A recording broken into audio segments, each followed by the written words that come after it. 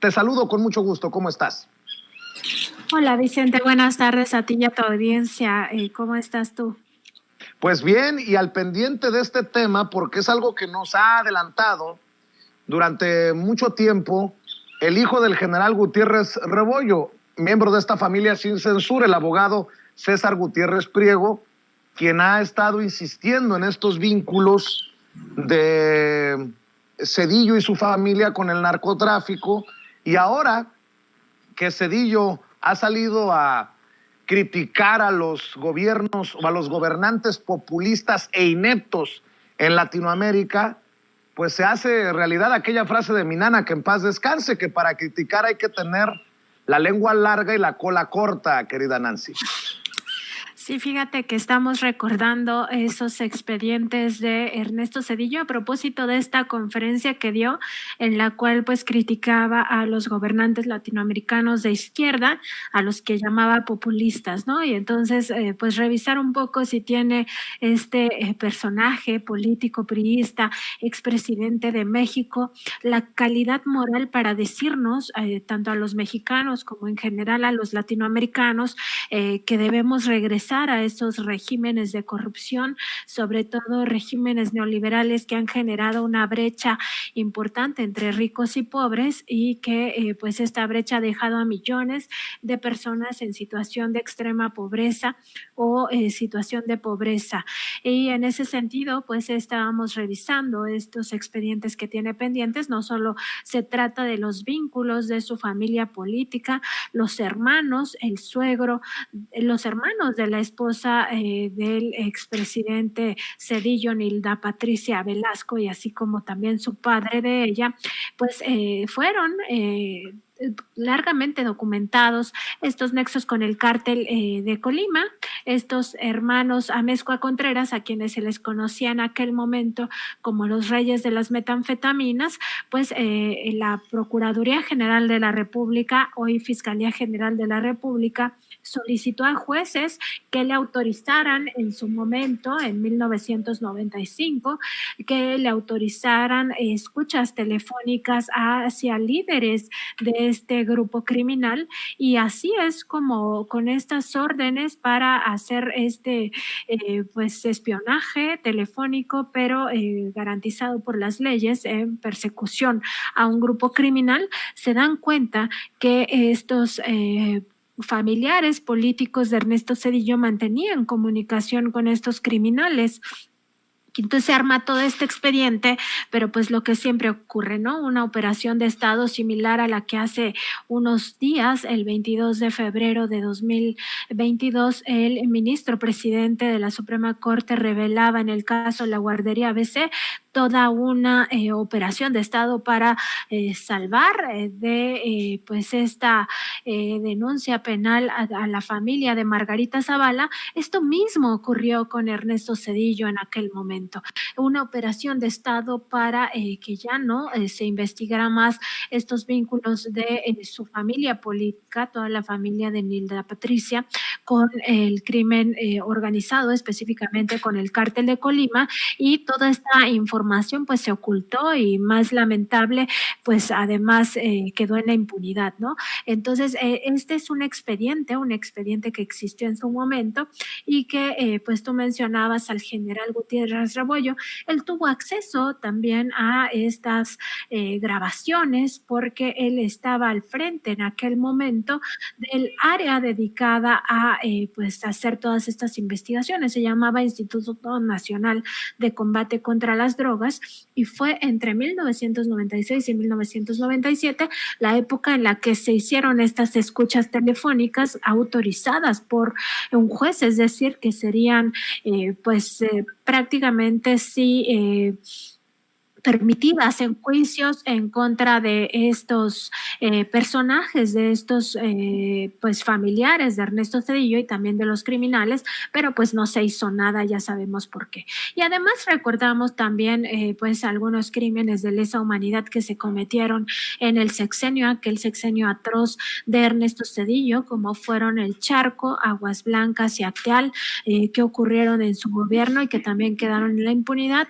Recordamos también todo toda la etapa tan terrible de las privatizaciones, ¿no? Que continuaron con pues muchísimo, digamos, se profundizaron ya en este sexenio de Ernesto Zedillo, que quizá generalmente nos referimos a Salinas como el que privatizó prácticamente todo, pero en realidad Zedillo también tuvo un papel muy importante en esa entrega de los bienes de la nación hacia pues un grupúsculo de personajes de la iniciativa privada que a partir de entonces de obtener todas estas concesiones y también por supuesto transnacionales, pues se enriquecieron aún más y esto generó una brecha de desigualdad mucho mayor entre ese puñado de personas que están en extrema riqueza y entre el resto de la población, la mayoría en situación de pobreza, millones de mexicanos, hay que recordarlo que a la fecha son más de 50 millones de mexicanos en situación de pobreza y por tanto pues es revisar si este personaje, Ernesto Zedillo, tiene de verdad la calidad moral para venirnos a decir cómo debe ser nuestro gobierno y cómo según él rectificar el rumbo. Y básicamente pues con total impunidad, con total descaro se cierran las investigaciones. También debería de investigarse cualquier dejo de corrupción en esas decisiones, querida Nancy. Sí, por supuesto, también recordar que en todo este periodo neoliberal, pues lo que privó fue la corrupción, ¿no? Y en este sentido, pues también revisar que el caso de los crímenes de lesa humanidad, pues esos no prescriben. Es decir, ahí sí se tuviera la voluntad en algún momento de juzgar a los expresidentes, que se perdió con la consulta, donde nada más 6.5, bueno, y decir nada más es realmente bastante, 6.5 millones de mexicanos votamos porque sí se juzgara a los expresidentes por todos los crímenes que cometieron, todos los agravios a la sociedad mexicana, que algún día se pudiera juzgar a estos expresidentes sería muy importante para resarcir un poco el daño que han hecho a la población mexicana y sobre todo a las mayorías de este país y por supuesto muy especialmente a las víctimas de toda esta guerra sucia que se siguió padeciendo. No solo tenemos el periodo de la guerra sucia de la década de los 70, de los 80, sino el resto del sistema neoliberal también fue muy dado a pues desaparecer a sus enemigos políticos y en ese sentido pues sí, ojalá algún día todos estos crímenes fueran juzgados y sobre todo castigados. Querida Nancy, nuevamente Vicente Serrano, disculpa por la falla en la conexión. Dos cosas, si me permites preguntarte tu opinión, porque esta semana ha estado muy movidita. Y retomo, por ejemplo, porque mucho de estos temas tiene que ver con los medios de comunicación o los personajes que mueven los temas. El colmo de los colmos, Loret de Mola, clasista y racista, es el que usa a los pobres y decora con indígenas su aeropuerto, el que quita estancias infantiles y cancela escuelas de tiempo completo, mientras él vive en un palacio y su hijo en una casona en Houston. Es lo que dice Loret de Mola en relación a este escándalo que ya comprobamos que se cae a pedazos, esta investigación de la casa del hijo mayor del presidente y de un aeropuerto que ahora resulta que el racista es el presidente. Esto es asqueroso, cómo se ha manejado el tema. ¿Cómo lo has visto desde la barrera, mi querida Nancy?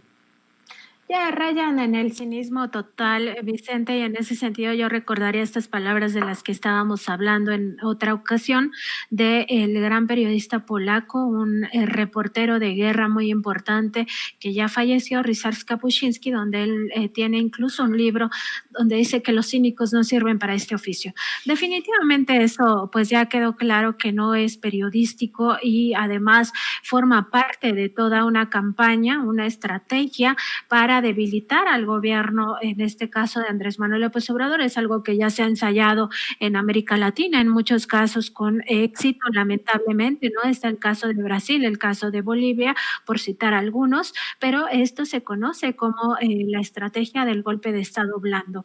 Una estrategia que se basa en, sobre todo, estas dinámicas, estas campañas, estas narrativas que van posicionando que los países, los gobiernos no son eficientes, que tienen un gran cúmulo de, digamos, pendientes hacia la población, todo, por supuesto, basado en información tergiversada, en manipulación de información o ya incluso en la confección de noticias falsas, y en ese sentido pues no perder de vista que esto forma parte de una estrategia.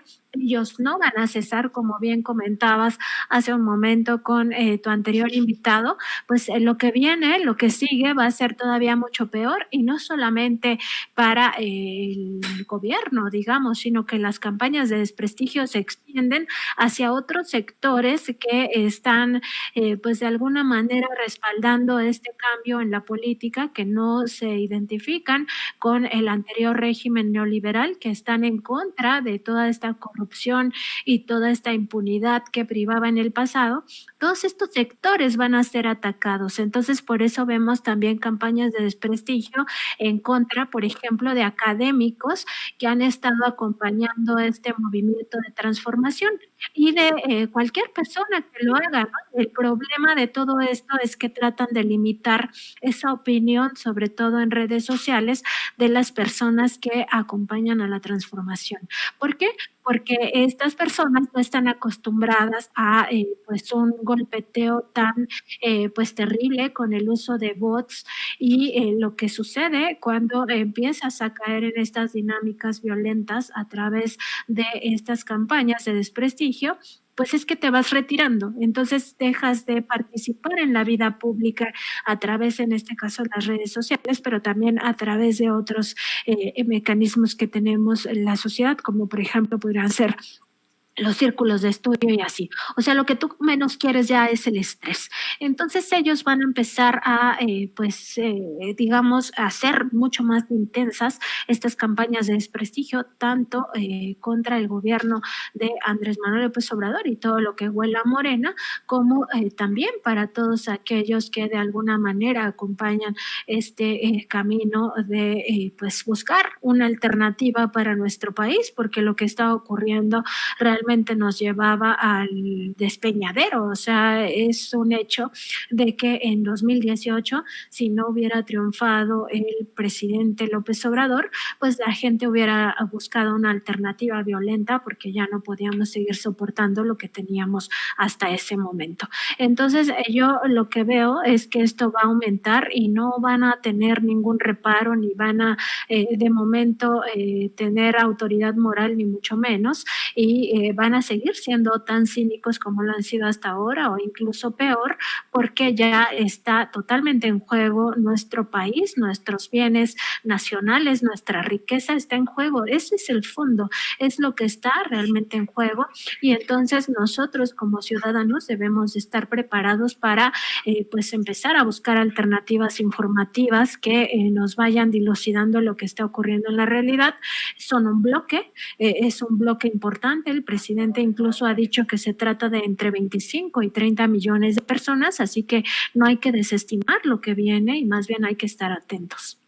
Así es, y para cerrar, de el aeropuerto al Tren Maya, ¿cómo ves esta campaña de artistas, de famosos contra el Tren Maya? Te lo pregunto porque nuestro amigo Rodrigo Benedict, ayer en Sin Censura Nocturno, el economista del CIDE, columnista, destapó relaciones interesantes de la persona que es señalada de coordinar a estos actores, actrices, cantantes, famosos, influencers, para pronunciarse en contra del Tren Maya, de nombre Gema Santana, quien niega ser la coordinadora, quien fuera en su momento cercana o es a Alfonso Romo.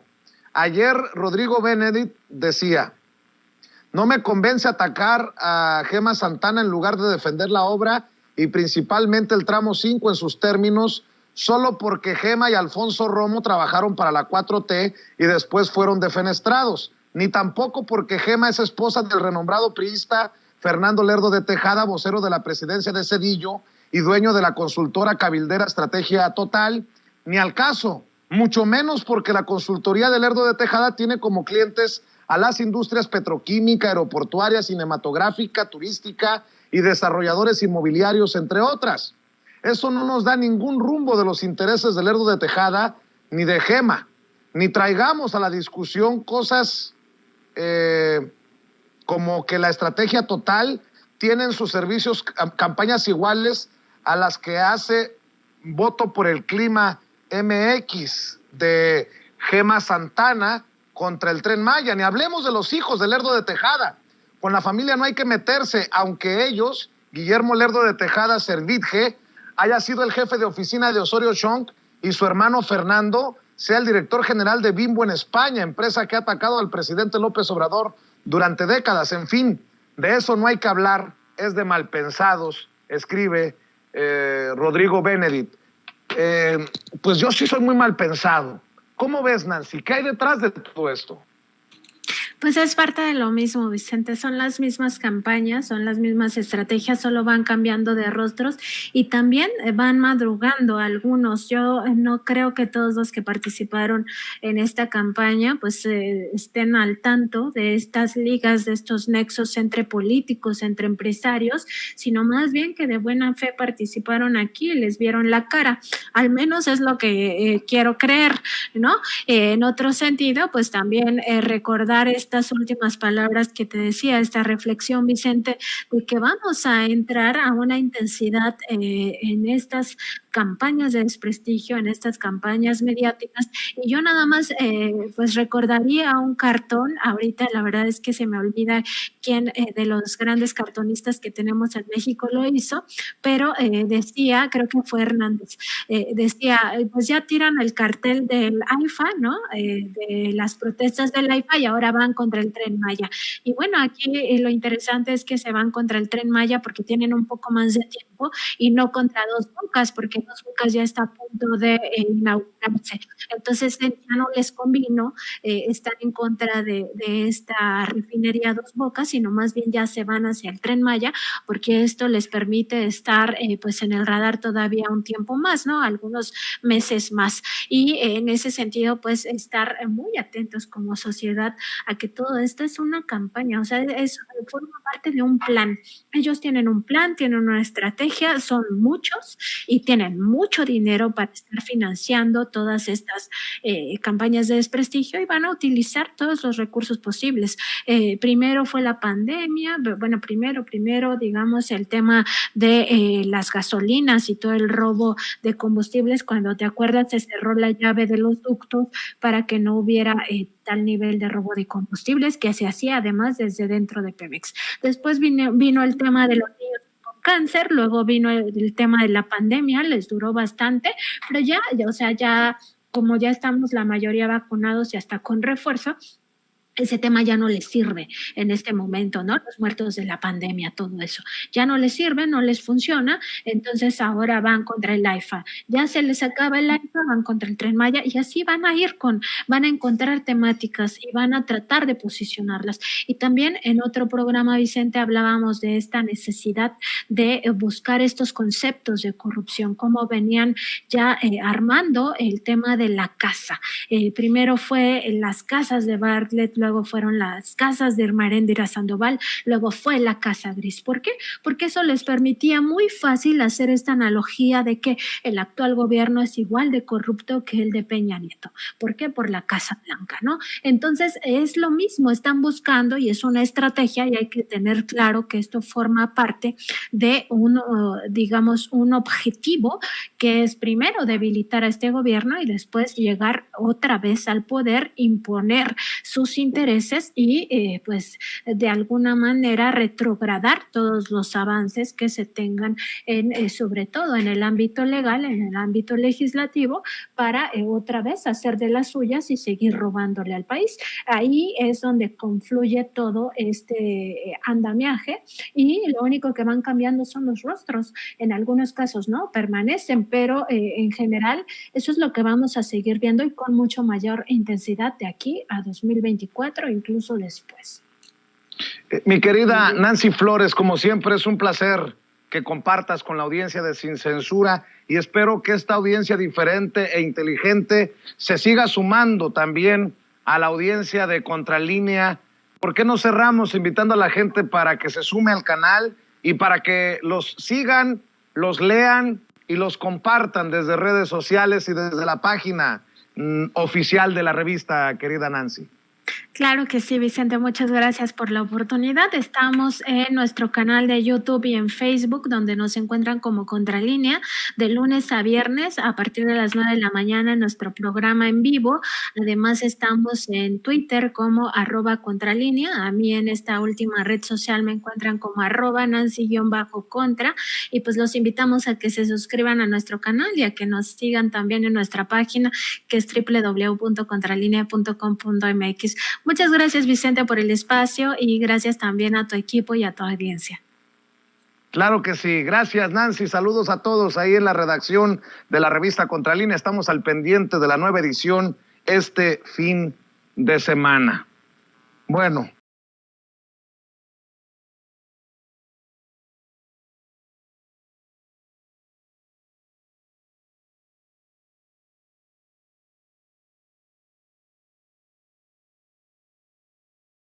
Al maestro, miembro de esta familia Sin Censura, Jaime Hernández, editor de La Jornada Sin Fronteras. Querido Jaime, te saludo con mucho gusto. ¿Cómo estás? Buenos días.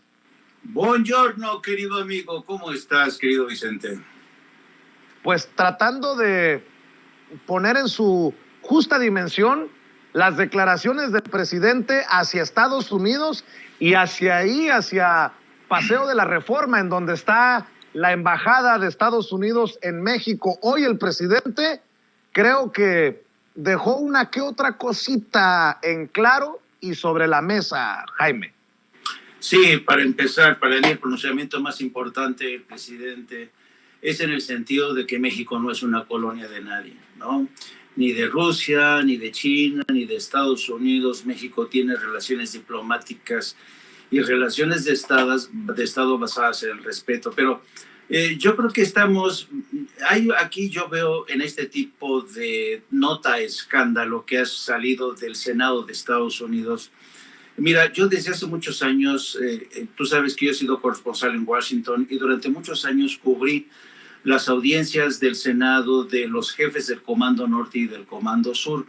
Y casi siempre, cualquier pronunciamiento de carácter escandaloso se iba a las 8 columnas de los principales diarios de México. Hoy, por ejemplo, tú ves en el Reforma que dicen, ¿dónde hay más espías en el mundo? Pues en México. Y los editoriales de Reforma hablando de esta actitud de prácticamente entreguista del presidente con Rusia. Y luego hay un artículo escrito por Raimundo Rivapalacio cuyo título, ya desearían, parece un libro de novela de espías de la Guerra Fría, le puso Responden al amor por Rusia. Y aquí Raimundo Rivapalacio, solamente te leo el primer párrafo para que te veas por dónde va Raimundo Rivapalacio. Dice, de manera indirecta, el Pentágono respondió al amor del gobierno de México hacia Rusia y la sutil animadversión hacia Estados Unidos, como una bomba. O sea, Raimundo, las declaraciones del jefe de Comando Norte es una bomba, ¿no?, en las relaciones de México y Estados Unidos. Y realmente es penoso ver como un periodista como Raimundo, que alguna vez fue corresponsal en Washington, pues realmente quiere superdimensionar esta noticia. Mira, te lo cuento en breve. Efectivamente, hubo la comparecencia de los jefes del Comando Norte y del Comando Sur ante el Comité de Defensa del Senado de Estados Unidos. Generalmente este tipo de audiencias les permiten a estos jefes de los comandos presentar la situación con carácter de urgencia.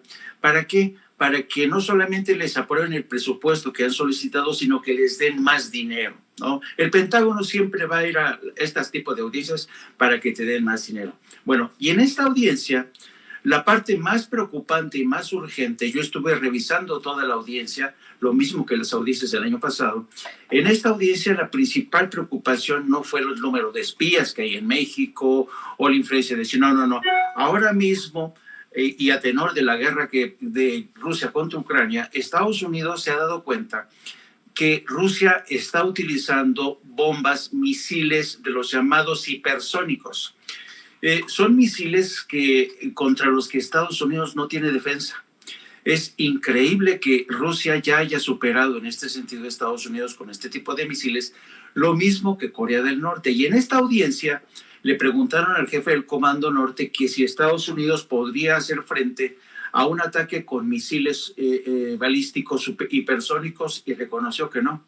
Entonces están pidiendo urgentemente ampliación de presupuesto para completar el proyecto para tener este sistema de defensa. Y también agradeció que le hayan dado presupuesto adicional para un sistema de rastreo, de espionaje que tienen en el Comando Norte, que podría detectar desde el momento en que Rusia o China utilizan este tipo de armamentos, desde que salen de Rusia o desde que salen de algún puerto chino, y hacer el rastreo. Entonces, esa fue el verdadero motivo de preocupación. Y claro, siempre, si tú revisas las audiencias de los últimos 3 años, te vas a dar cuenta que el año pasado, por ejemplo, ya desde entonces hablaban de la presencia amenazante de Rusia y China en el hemisferio.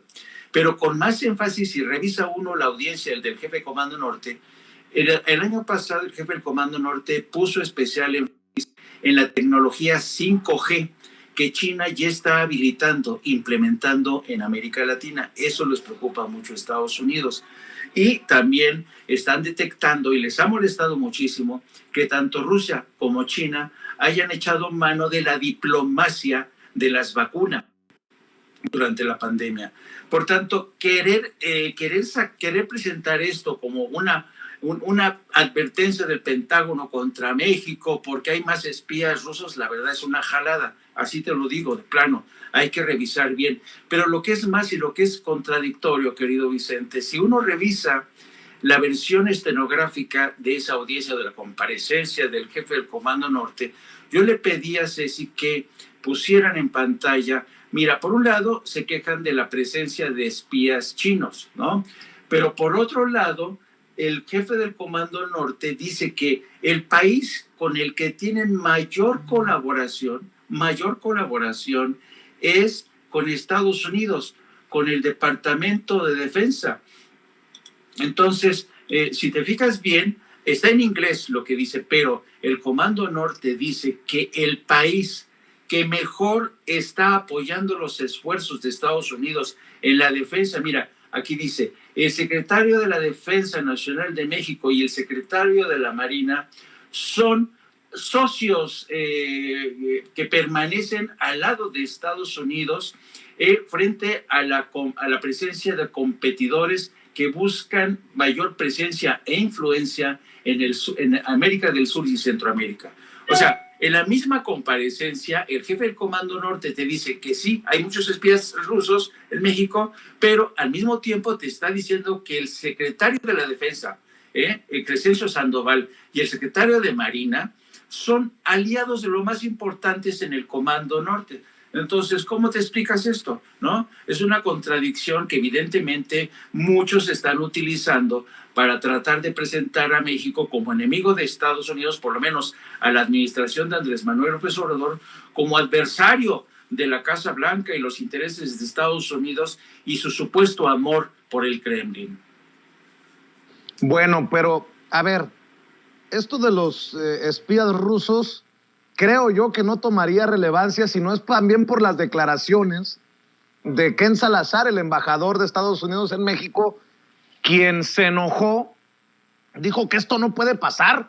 como si nos quisiera dar órdenes en México. Y mira, no estoy asumiendo parte, no estoy asumiendo bando, pero ahora resulta que a Ken Salazar no le gustó el grupo de amistad México-Rusia y lo expresó también en la Cámara de Diputados cuando se conformó el grupo de amistad México-Estados Unidos. Están muy mal acostumbrados en todos lados a querer venir a decirnos en México lo que debemos o no debemos hacer, ¿eh? Efectivamente, yo creo que Ken Salazar se equivocó. Yo creo que aquí a Ken Salazar le faltó tacto político y yo no sé a qué atribuirlo, ¿no? Si es poco el tiempo el que tiene en el cargo, porque además no son pocas las veces que el presidente Andrés Manuel López Obrador ha declarado que se encuentra en buena sintonía con el embajador Ken Salazar. Pero yo creo que aquí, con todo respeto, embajador, usted se orinó fuera del tiesto. No tendría por qué habernos reclamado el hecho de que el aparato legislativo, el poder legislativo, haya invitado a el embajador de Rusia, que fue quizá un problema de forma, de fondo, de tacto político, quizá. Puede criticársele, pero el legislativo es un poder independiente, por cierto, independiente del poder ejecutivo, ¿no? Y independiente, entonces, el legislativo, con razón o sin razón, con buenas intenciones o desde una posición de, qué sé yo, de falta de tacto político y diplomático, está en su derecho de invitar a que se le pegue la gana. Y yo creo que el embajador Ken Salazar sí se pasó. Yo no veo a ningún embajador de México, francamente, en Washington, reclamándole a la Casa Blanca, reclamándole al poder político de Estados Unidos, porque quizá en una audiencia del Congreso invitan a alguien que está contra los intereses de México, ¿no? Y con toda razón, el Poder Ejecutivo de Estados Unidos y el Poder Legislativo de Estados Unidos le diría a México, ¿qué te pasa, no? Es como aquella vez, aquella gira que tuvo Felipe Calderón en el año 2010, cuando fue ante un pleno del Congreso de Estados Unidos, se atrevió a criticar a los republicanos y a los demócratas por el hecho de que permitieran el tráfico de armas. Nada más acabó su intervención y bueno, si no lo agarraron a cachetadas a Felipe Calderón es que hubo mucha suerte, porque efectivamente es el jefe del Estado mexicano, pero no podría ir a reclamarles así de esta forma a los miembros del Senado, y además fue un reclamo que no se tradujo en ninguna acción positiva a favor de México. Por el contrario, se endureció más la posición a favor de la venta de armas, en defensa de la industria de armas, con lo cual te habla de la falta de tacto político en ese entonces de Felipe Calderón. Oye, Jaime, entonces es así como un estate quieto lo de hoy en la mañanera del presidente Andrés Manuel López Obrador a Ken Salazar y al gobierno de Estados Unidos, o cómo decir, si en Estados Unidos quieren defender corruptos, nosotros no, dice el presidente. A mí me cae muy bien Ken Salazar, pero, o sea, diciéndoles amigos, pero te lo digo, Pancho, para que lo entiendas, Pedro, ¿no? Sí, yo lo interpreto de igual manera, querido Vicente. Ese es precisamente el sentido. Si te diste cuenta, el presidente en la respuesta 1 le restó importancia al cuestionamiento de la reportera de Canal 11 en el sentido de que, bueno, ese es ¿sabes? Son de estas notas. De un tiempo acá la prensa mexicana realmente tiende a exagerar. Esta es una cultura, porque no... Mira, te pongo un ejemplo para que veas a dónde voy.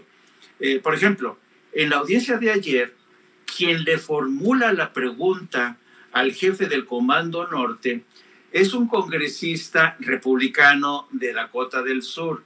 Es un congresista republicano que además es antiinmigrante. Es el senador Mike Rounds, es republicano de Dakota del Sur. Bueno, ¿por qué respondió así el jefe del Comando Norte ante la pregunta de este republicano, que es pro-Trump, antiinmigrante y que está a favor de seguir construyendo un muro en la frontera? La pregunta que hizo Mike Rounds fue en este sentido: señor jefe del Comando Norte, ¿qué le parece? ¿Cuáles son las amenazas persistentes que están al lado de nuestra frontera sur? Y es cuando el jefe del Comando Norte dice, bueno, están los cárteles, están los chinos y están los rusos, ¿no? Bueno, ya con eso, el señor Mike Rounds, lo que hace es afianzarse en su posición para en el futuro decirle, a mí el jefe del Comando Norte nos dijo que los rusos, los chinos y los narcotraficantes siguen siendo una amenaza, por tanto necesitamos ese muro en la frontera, ¿no? Entonces, una audiencia en el Senado del jefe del Comando Norte y el jefe del Comando Sur tiene que ser visto como una especie de acto que tiene múltiples clientelas. Entonces, pero claro, las agencias informativas y los periodistas que a veces actuamos así, vemos, espías rusos en México, ¡wow! México, espías rusos, ¿no? Y ya nos fuimos todos con la finta, ¿no? Te lo digo esto por experiencia, porque fueron más de 10 años cubriendo audiencias ante el Comité de Servicios Armados y así se cuecen las habas. Ahora, el presidente hizo muy bien responder de esta forma y lo que es más, Vicente, ayer mencionábamos que el presidente hace ya 3 días le dijo a Estados Unidos que se había comprometido con ayuda para invertir en Centroamérica. ¿Y qué es lo que hizo ayer Joe Biden? Dice, vamos a aprobar ayuda por adicional $1,000 millones que se suman ya a los $14,000 millones que han sido aprobados por el Congreso de Estados Unidos para ayudar a Ucrania. Fíjate, 14,000. Y la ayuda que ha autorizado Estados Unidos para la frontera México, para Centroamérica, apenas llegan $860 millones en el último presupuesto para este año. Bueno, entonces el reclamo del presidente es legítimo y esto te demuestra, como decía yo, que a pesar de que tenemos paisanos, inmigrantes indocumentados que durante más de 36 años han esperado una reforma migratoria que los legalice, en cuestión de un solo mes, Ucrania consigue que a los 100,000 que ya autorizó el presidente Biden, porque hay otros 100,000 ya en Estados Unidos, son 200,000 refugiados, más aparte una inversión de 14,000, 15,000 millones de dólares para protegerlos, para trasladarlos desde Ucrania a Estados Unidos. Esto, francamente, le da más argumentos a México para decir, señores, ustedes no están cumpliendo. Y si viene el embajador a Ken Salazar decir, oigan, ustedes, por favor, no se junten con Rusia. El presidente de México, el canciller Marcelo Ebrard, tranquilamente puede decirles, a ver. Ustedes, sí les duele que la Cámara de Diputados inviten al embajador de Rusia en México, pero no dice nada de la ayuda que ya han dado a Ucrania, 14,000 millones, y los 200,000 refugiados ucranianos que ya han pensado como cuota para ese país. Entonces yo creo que México, y me extraña además, querido Vicente, que los principales columnistas de México y las principales páginas de este periódico no están mencionando para nada eso. Ellos están hablando la presencia de la mayoría de los espías rusos en México. ¡Qué barbaridad! ¿No se te hace increíble, digo yo? Sí, la verdad que sí. Y déjame plantearte esto para cerrar, si me permites, Jaime. El presidente Andrés Manuel López Obrador, ¿qué hace cuando se equivoca? Se disculpa. Ayer se disculpó en la Convención Nacional Bancaria, en la número 85 en Acapulco. Se disculpó con la gobernadora del Banco de México y con los subgobernadores por haber revelado el incremento de la tasa de interés en la mañanera de ayer. Creo que hay mucho que aprenderle a un presidente que cuando se equivoca lo admite y se disculpa. Como no se disculpan los que se equivocan o mienten o tergiversan contra el presidente. Yo así lo veo. ¿Cómo entendiste tú el capítulo de ayer? Yo creo que el presidente, sabes, no se le caen los anillos para pedir disculpas. Y esto te habla de la gran estatura como estadista que tiene Andrés Manuel López Obrador, porque sabe que se equivocó, tan simple como eso, ¿no? El presidente dijo, y hoy esta mañana el reportero de Reforma le quiso preguntar, ¿pero quién? ¿Quién le dijo a usted? ¿Quién le dijo? Era obvio, se lo dijo el secretario de Hacienda en la noche previa, ¿no? Y el presidente de buena fe, y así lo dijo, yo pensé que ya se había hecho público, pero no le dolió en prendas al presidente. Dice, pido una disculpa a la gobernadora del Banco de México por este acto, ¿no? Y se acabó, ¿no? Para mí, esa disculpa de un jefe de Estado que, insisto, no se le caen los anillos, es más que suficiente. Solamente habla de la dignidad de la investidura presidencial, de esta sabiduría del hombre que sabe reconocer sus errores. Pero sigue viendo tú los analistas económicos, que casi siempre son correas de transmisión de las entidades bancarias, de las grandes corporaciones, jalándose los pelos y diciendo, pero ¿cómo es posible? ¿Pero cómo puede ser que un presidente viole de esta manera un protocolo tan delicado porque atenta contra la soberanía, la autonomía del Banco de México? Y yo decía ayer que, y lo repito, yo creo que esta era una decisión del Banco de México que se veía venir, era inevitable en muchos sentidos, después de que la Reserva Federal de Estados Unidos decidiera anunciar el aumento de 0,25 punto porcentual a las tasas de interés interbancarias, ¿no? Era obvio que México tenía que seguir esa ruta. Por tanto, yo creo que están aquí exagerando, como siempre, cuando no es que México es un incompetente porque no se ha dado cuenta que se le han colado los rusos, los chinos por la puerta trasera. Ahora es que el presidente es incompetente porque no respeta la soberanía del Banco de México. En fin, vamos a seguir, y como decía el presidente, que me encanta esta frase, y lo mejor, Vicente, es lo peor que se va a venir con esta andanada de críticas contra el presidente y la 4T, y contra aquellos periodistas como tú o como yo, que no queremos formar parte de este grupo de corifeos que todos los días atacan y se han convertido en un rinoceronte, que todos los días se embiste, que se han convertido de piel insensible, que les importa quién se lleven en estas embestidas.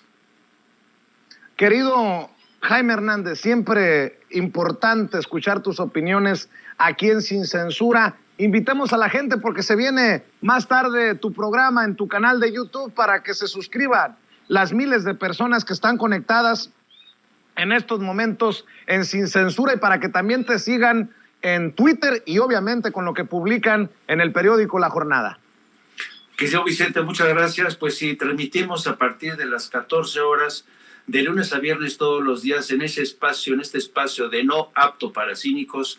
Los esperamos, que se inscriban, se suscriban, que nos den muchos likes, y que nos consideren parte de esta creciente familia de Sin Censura.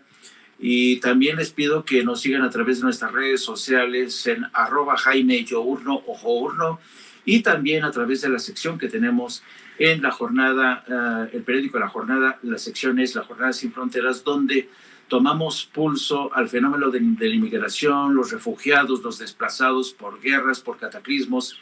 En fin, ahí los esperamos. Muchas gracias, Vicente, y te mando un abrazo. Claro que sí, te mando un abrazo yo también, querido Jaime Hernández, hablando con nosotros Sin Censura. Amigos, amigas, regresamos en breve, pero mientras seguimos hablando sin pelos en la lengua, Sin Censura, usted puede suscribirse a nuestros 3 principales canales en YouTube. Sin Censura Media, en donde tenemos más de 1,600,000 suscriptores. Sin Censura TV, en donde tenemos más de 1 millón de suscriptores.